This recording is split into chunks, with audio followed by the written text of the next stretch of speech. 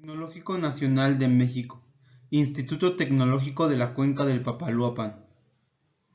Carrera Ingeniería en Agronomía. Tercer semestre, Grupo B.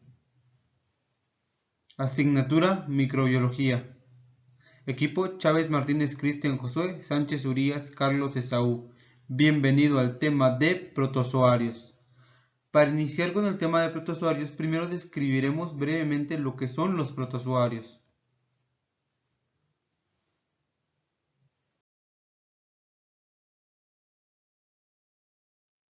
Los protozoarios. El nombre protozoo proviene del griego protos, primero, y zoo, animal, y fue acuñado por el científico, paleontólogo, naturalista y zoólogo Georg Goldfuss en 1818. Se denomina protozoo o protozoario a un conjunto de microorganismos que se hallan en ambientes húmedos o acuáticos y que podrían considerarse como animales microscópicos. Sin embargo, en algunos sistemas de clasificación biológica forman un reino propio llamado protozoa, y en otros casos forman parte del reino protista, dado que se considera el primer paso evolutivo de los seres eucariotas, previo a la existencia de los animales, plantas, hongos y algas que conocemos. En este caso, podríamos denominar que el punto clave es reconocer que el nombre proviene del griego y significa, uniendo ambos términos, los primeros animales o el primer animal que existió. Por esta razón es que lo consideran el primer paso evolutivo en lo que son los seres eucariotes. De esa manera podemos encontrar que en todo un sentido los protozoarios son animales diminutos y son los primeros que existieron. Propiedades generales. Son organismos unicelulares eucariotas. Pueden ser heterótrofos o autótrofos facultativos. La mayoría son solitarios, pero existen formas coloniales, encontrándose prácticamente en cualquier hábitat. La mayoría son de vida libre, casi todos viven en el mar o en el agua dulce, aunque existen numerosas especies parásitas de otros organismos, incluyendo el hombre. De clasificación. En función de sus características nucleares, de reproducción y de locomoción, los protozoos se clasifican en clase Rhizópoda, mejor conocidos como rizópodos o sarcódinos. Se caracterizan por la presencia de extensiones deslizantes de citoplasma denominadas pseudópodos, que se utilizan en la alimentación y locomoción. Los pseudópodos reciben diferentes nombres según su forma y estructura. Todavía no es cierto el mecanismo que hace a los sarcódinos deslizarse o cambiar de forma, pero es probable que se trate del doblamiento o deslizamiento simultáneo de ciertas proteínas.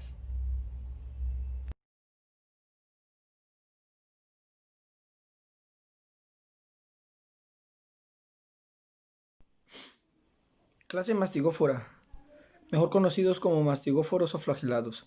Son todos los protozoarios que poseen flagelos en su fase adulta. Se le divide por conveniencia en fitoflagelados y zooflagelados. Los fitoflagelados poseen típicamente cloroplastos y uno o dos flagelos. Son holofílicos. Se encuentran muchas formas comunes como Euglena, Chamidomonas, Volvox y Paranema. Se encuentran en todas las algas microscópicas. La mayoría son de vida libre. Los zooflagelados presentan uno o varios flagelos. Carecen de cloroplastos y son holozoicos y saprozoicos. Algunos son de vida libre, pero la mayoría son comensales, simbiontes o parásitos de otros animales. Su locomoción es mediante flagelos, cuando hay varios. Pueden ser desiguales o uno es el que dirige el movimiento y los cloros, otros lo siguen. Clase Sporozoa, o mejor conocidos como esporozoarios. Son parásitos obligados de diversos grupos de animales. Viven dentro de las células de sus huéspedes o hospedadores y pueden llegar a ser patógenos. Clase Silífora, mejor conocidos como ciliados o cilióforos. Son formas unicelulares relativamente grandes, con una estructura interna compleja, que hace pensar más en la anatomía de un pequeño animal, cosa que no son, que en una célula. Hay tres características que la definen. Su superficie parece cubierta de cilios alineados regularmente, con lo que se mueven de forma activa y veloz. Tiene dos núcleos, macronúcleo y micronúcleo. Este último reservado para la reproducción sexual, que realizan esporádicamente. La mayoría realiza la fagocitosis mediante la que se alimentan a través de una zona especializada, hundida, llamada citostoma, es decir, boca celular.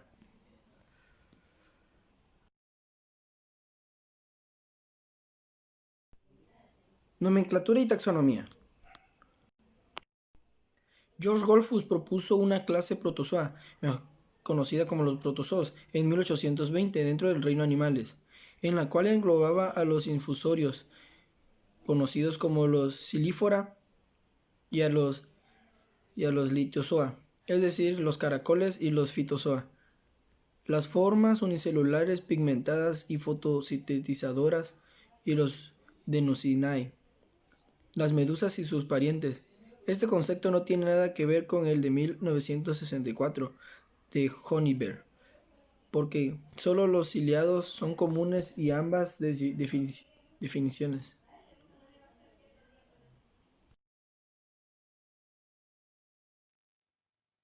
En 1845, Carl Theodor von Siebold utilizó el nombre para designar a un filo de animales dividido en dos clases, Infusoria, equivalentes al actual filo Silífera, ciliados, y Rhizopoda, más o menos equivalente a los de Honeybear.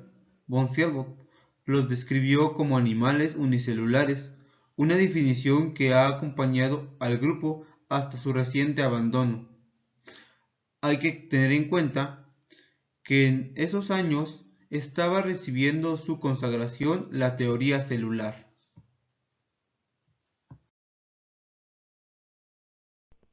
No todos en las décadas siguientes estuvieron de acuerdo con la interpretación de von Siebold, viendo muchos de estos organismos como un caso de organismos acelulares. Fue necesario el desarrollo de la microscopía electrónica a mediados del siglo XX para que se vieran confirmados de manera definitiva la homología entre el organismo protozoario entero y cada una de las células en la que se basa la organización microscópica de los organismos complejos. Al cambio del siglo, el concepto de Haeckel, que no pretendió nunca ser más que un simple concepto pragmático, fue siendo visto como excesivamente polifilético, con autores como Otto Burschin que rechazaban el tercer reino, a la vez que se recuperaba la noción de protozoa como conjunto de organismos de tipo animal y nucleados.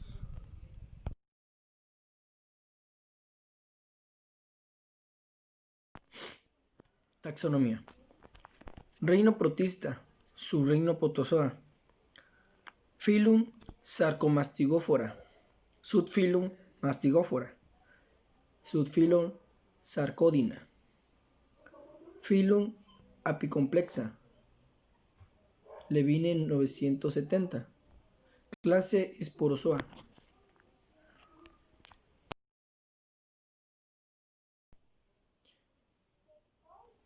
Phylum Microspora, orden Microsporita, Phylum Silífora, orden Trichostomatida.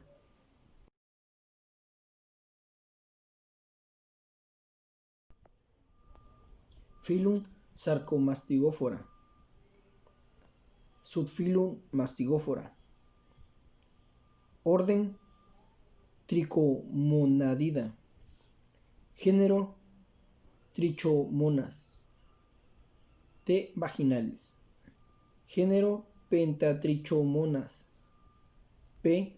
hominis, orden Retortamodadida, género Chilomastix, Ch.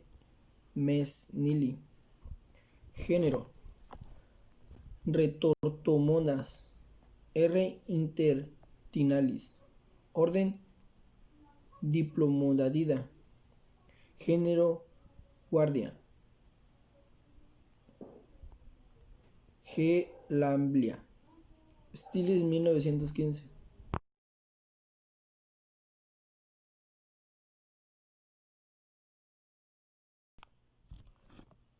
Subfilum Sarcodina. Orden Amoebida. Género Entamoeba. Histolítica. Schanding 1903. Género Blastocystitis. B. hominis. Ciendi 1989. Filum Apicomplexa. Lavini 1970. Clase Esporozoa. Subclase Cocidia. Género Isospora. L. belli. Género Cryptosporidium. C. parvum. Género Cyclospora. C. Cayatanensis. Filum Microspora. Orden Microsporita.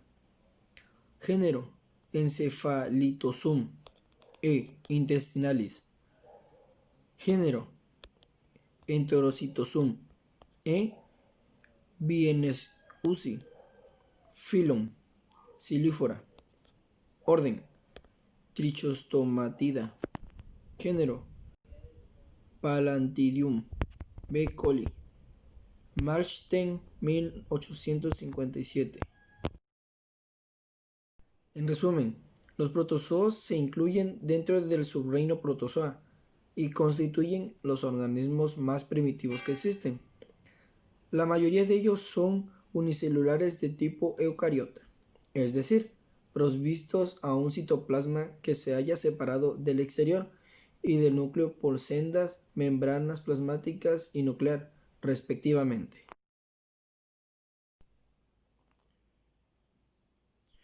Puesto que existen protozoos de vida libre y protozoos parásitos tanto de animales como de plantas, su taxonomía es complicada. Además, el carácter parasitario de algunos de ellos, como en el caso del Pneumocystis, ha sido de reciente descubrimiento. En las asignaturas de parasitología y enfermedades parasitarias, el objeto de estudio son solamente los protozoos parásitos. El primer parásito que se descubrió fue Eimeira steade, un protozoo de la vesícula biliar de un conejo. En la actualidad se conocen entre 45.000 y 70.000 especies de protozoos. De ellos, la mayoría son de vida libre. Otros, entre 20.000 y 25.000, son fósiles, y el número de protozoos parásitos, tanto de plantas como de animales, es de 7.000 a 10.000.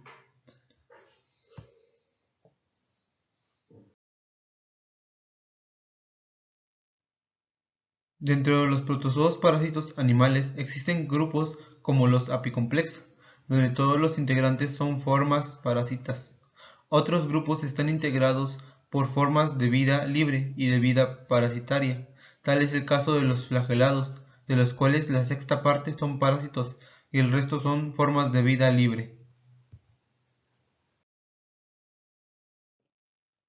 El hábitat de los protozoos es muy amplio. Los de vida libre pueden estar en el suelo, agua, etc., mientras que otros pueden actuar en simbiosis o comensalismo con animales.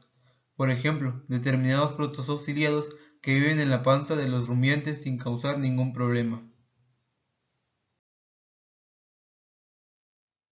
Los protozoos parásitos pueden ser transmisores de ciertas enfermedades o productores de enfermedades en animales por sí mismos.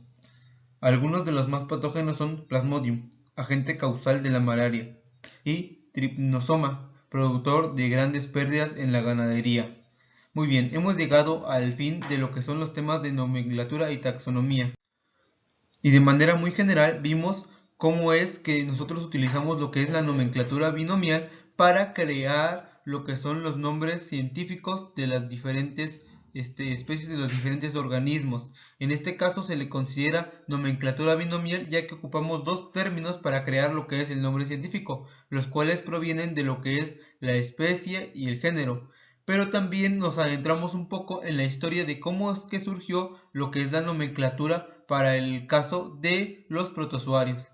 En cuanto a la taxonomía, sabemos que es aquella ciencia que da jerarquía a los organismos, desde los reinos hasta las especies. Empezamos desde lo más general hasta llegar a lo más específico. Para esto es de lo que nos sirve la taxonomía, y también estudiamos un poco de cómo surgió lo que es la taxonomía para los protozoarios.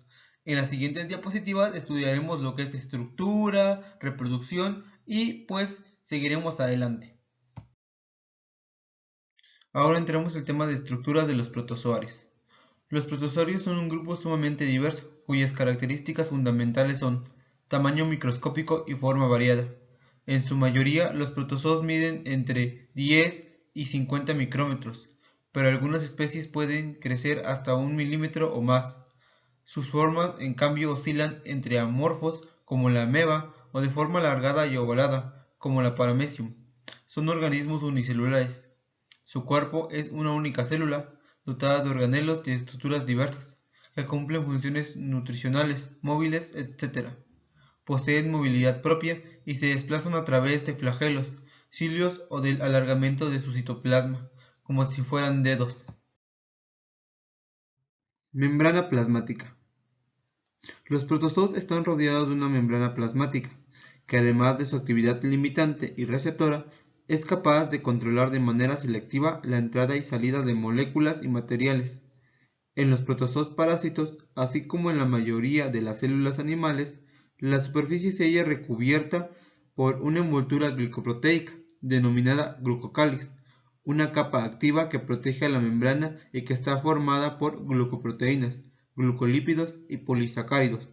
En algunos grupos protozoos, el glucocálix constituye el complejo antigénico principal del parásito, que es de gran importancia en la evasión de la respuesta inmunitaria del hospedador.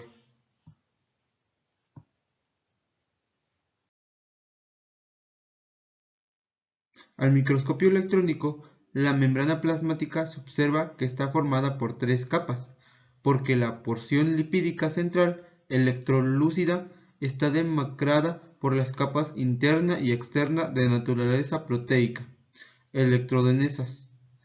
En las formas de resistencia de muchos protozoos, quistes o coquistes, puede existir además una membrana quística o de resistencia, que se forma por aposición de materiales citoplasmáticos a la membrana plasmática.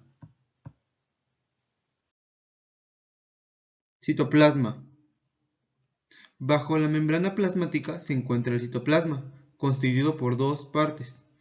Una, contenida dentro del sistema de endomembranas, núcleo, retículo endoplásmico y complejo de Golgi, y otra, la sustancia exterior al sistema de membranas, o citosol, que es un líquido con alto contenido en proteínas y enzimas, y con características propias de un coloide, responsable de las variaciones de viscosidad, movimiento intracelular, movimiento ameboide.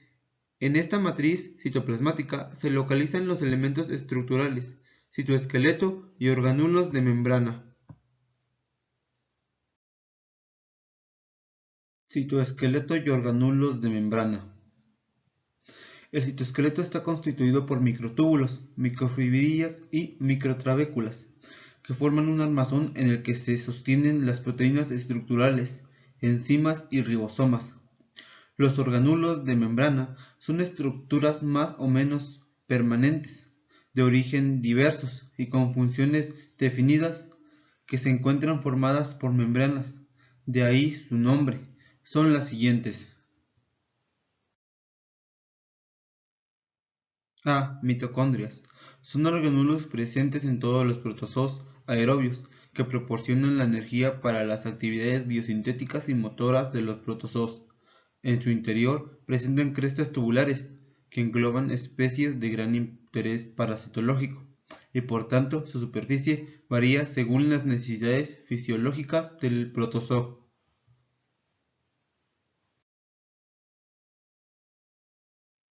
De los protozoos de importancia parasitaria, los microsporidios, los diplomonadidos y entamoeba histolítica, entre otros, carecen de mitocondrias. Los kinetoplástidos y aplicomplejos solamente presentan una mitocondria. En los primeros, el ADN mitocondrial se concentra en una región subterminal y muy desarrollada, próxima a la base del flagelo, denominada kinetoplasto. Da nombre al orden Kinetoplastida.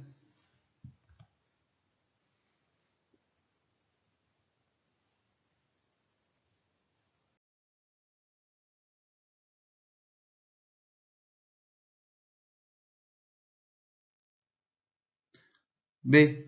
Lisosomas.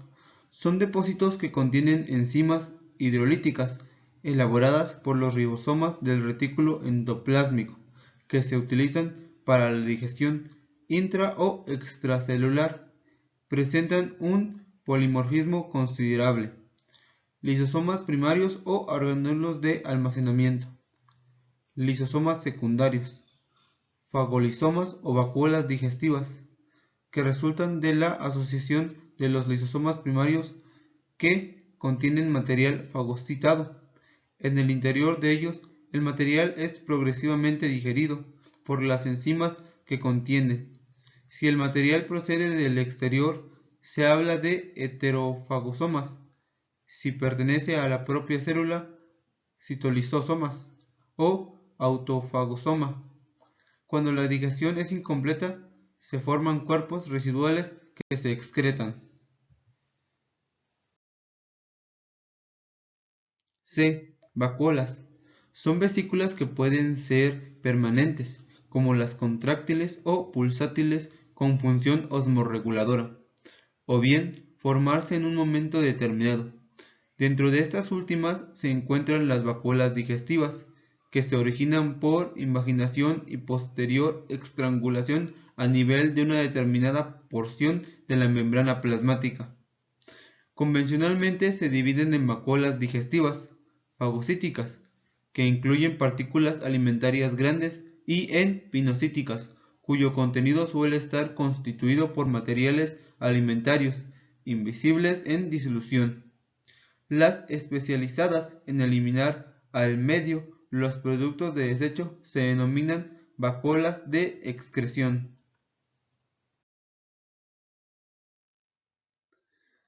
Sistema de endomembranas.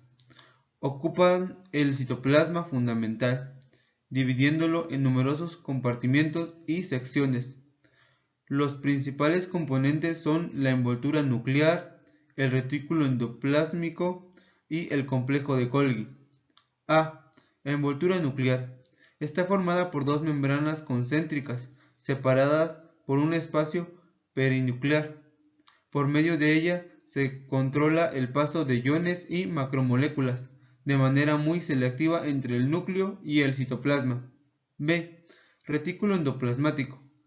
Está más o menos desarrollado en función de las necesidades fisiológicas que tenga el hospedador. Hay retículo endoplásmico rugoso y liso. Su función principal es la síntesis de proteínas, aunque también está asociado a la síntesis de lípidos y lipoproteínas.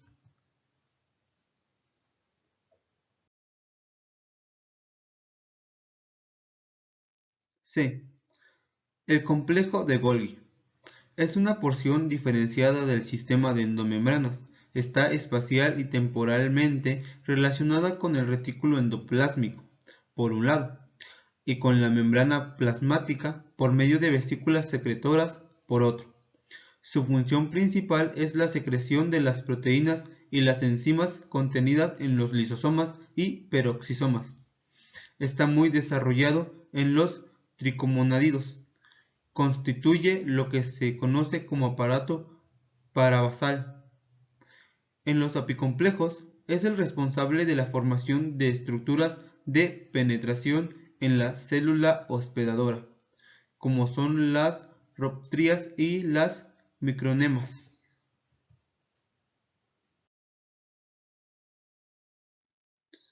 Núcleo.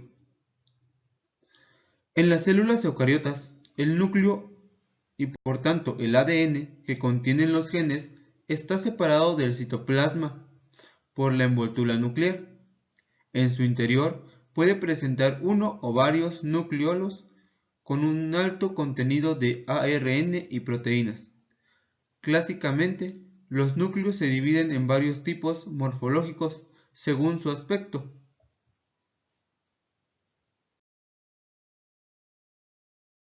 Compactos son aquellos núcleos carentes de nucleolos, como es el caso del macronúcleo de los cicliados o el núcleo de los microgametos de los apicomplejos.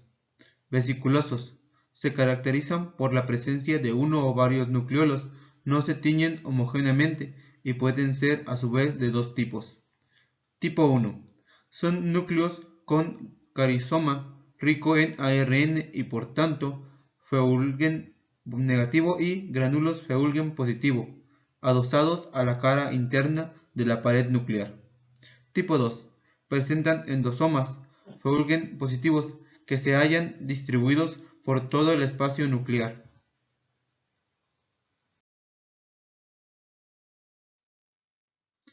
Otras estructuras celulares. A. Ribosomas.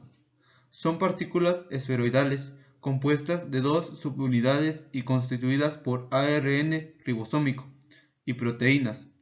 Son el sustrato físico de la síntesis proteica y pueden hallarse asociadas al retículo endoplásmico, rugoso o sueltos en forma de polirribosomas, por ejemplo, en entamoeba histolítica. B. Centrosoma. Es un organulo asociado al movimiento, respuesta rápida a los estímulos y división nuclear.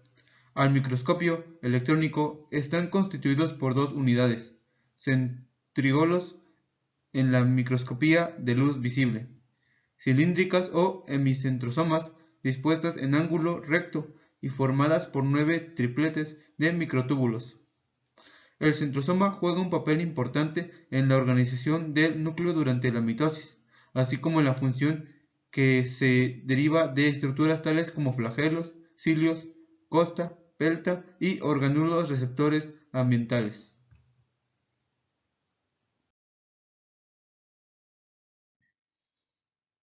C. Flagelo, cilio. Es el organulo básico responsable del movimiento. Está compuesta por una estructura microtubular, axonema, formada por 9 paredes de microtúbulos periféricos y un par central. Todos los componentes del axonema se hallan dentro de una matriz que está delimitada externamente por una membrana flagelar, continuación de la plasmática. El axonema se origina a partir de un cuerpo basal, cinetosoma o blefaroplasto. A partir de la base del cinetosoma surgen en algunas especies finas racillas que originarán diversas formaciones, tales como costas, funículos, filamentos, parabasales, etc. Los cilios son como pequeños flagelos que parten cada uno de cinetosoma. De la raíz de cada cinetosoma parte lateralmente un filamento, cinetodesmo, que se une al del cilio siguiente mediante cinetodesmosis para asegurar el movimiento coordinado de los cilios. Los cilios, aparte de su papel en el desplazamiento del protozo, también han de tenerse en cuenta como estructuras capaces de atraer los alimentos al área citostómica, boca. Muy bien, como lo vimos anteriormente, se explicó cada una de los organulos y partes que conforman a lo que son los protozoarios. En este caso, en este esquema podremos encontrar todos aquellos organulos que describimos anteriormente en su ubicación correspondiente en lo que es la célula o lo que es el protozoo. Podemos encontrar el núcleo, el cinetosoma, las partes como son el flagelo, lo que es el cloroplasto y todos los organulos que habíamos hablado anteriormente. En este caso lo hicimos de esta manera para que una vez explicado cada uno de los orgánulos pudiéramos entender en qué parte se encuentran debido a la función pues que brindan en el protozoo.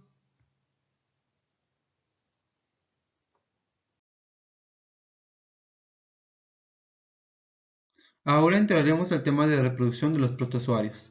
Reproducción. En los protozoos pueden existir tres tipos: asexual, sexual y alternante, combinación de las otras dos. La primera, la asexual, puede ser a su vez de tres tipos. 1. Fisión binaria o simple. Una célula se puede dividir dando dos células hijas. Según el plano de división puede ser al azar cuando el protozoo no es simétrico. Un ejemplo de ello son las amebas.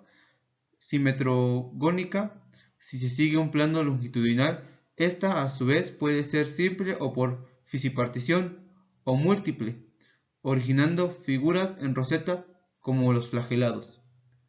Y la otra es la homotetogénica. Si el plano de división es transversal, como ejemplo tenemos a los ciliados, un individuo hijo se forma a partir de la porción anterior, el otro de la inferior. Muy bien, ahora hablaremos de la geminación. A partir de la célula madre se forma una yema a la que migra el núcleo hijo. Puede ser exógena, cuando las yemas donde migran los núcleos hijos se forman en el exterior de la célula madre. Esta, a su vez, puede ser simple o múltiple. Por ejemplo, la esquizogenia de los apicomplejos. Endógena, típica de los cocidios con fase tisular. Cuenta con dos modalidades. Endodiogenia, cada célula zoito que se divide produce dos células en el interior de la membrana citoplasmática de la célula madre. Ejemplo, la formación de bradiozoitos de cocidios con fases tisulares. Endopoligenia, cada zoito da lugar simultáneamente a varios zoitos. Ejemplo, la formación de los taquizoitos.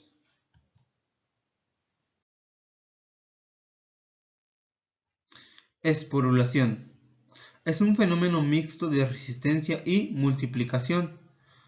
La esporogonia simple sucede en diplomonadidos y amebas. El quiste, al madurar y hacerse infectante, divide su núcleo. De él emergen dos o varios trofozoitos fundadores. La esporogonia típica se produce después de la reproducción sexual. Tiene varias modalidades, entre las que cabe destacar la de los cocidios apicomplejos, en la que el proceso se realiza en el medio. El cigoto se convierte en un elemento de resistencia o quiste, el cual divide su esporente en esporoblastos, cada uno de los cuales se organiza como una espora, esporocito, y por división forman en su interior los esporozoitos infectantes. Al lado mío encontramos un esquema de lo que es la reproducción de lo que venimos hablando. En este caso estamos hablando de la reproducción asexual. Hablamos de división binaria, división múltiple, endodiogenia, y podemos ver ejemplos de cómo se podrían dar estas para que podamos entender un poco más acerca del tema. Ahora explicaremos lo que es la reproducción sexual de los protozoarios. Con excepción de los ciliados, la reproducción sexual es anfimítica, es decir, mediante la unión de gametos haploides o pronúcleos de fecundación procedentes de individuos separados. Existen dos modalidades básicas: una, la de los ciliados, la conjugación; la otra, la del resto de los protozoos, la singamia. A continuación explicaremos cada una de estas modalidades para que se puedan entender con mayor eficacia.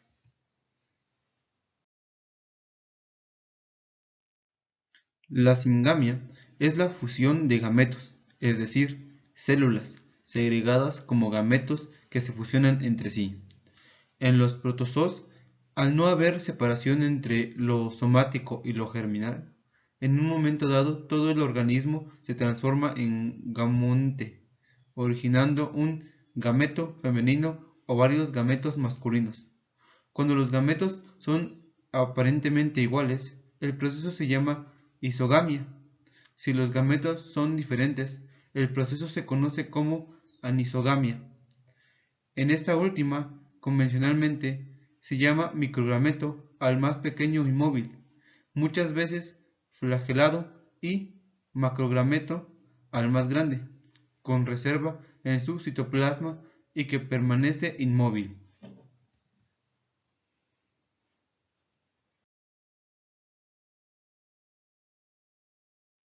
Conjugación.